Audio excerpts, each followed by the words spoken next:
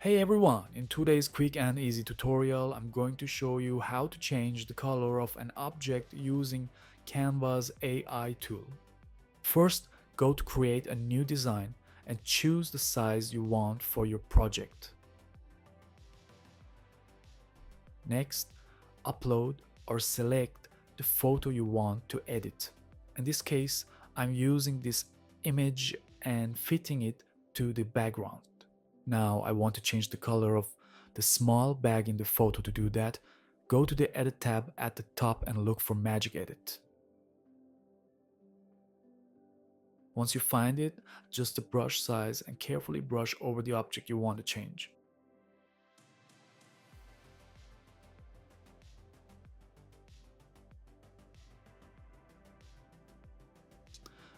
Once you're done, you'll see a prompt box. Just type what change you want. Here I write change the color to red and click continue.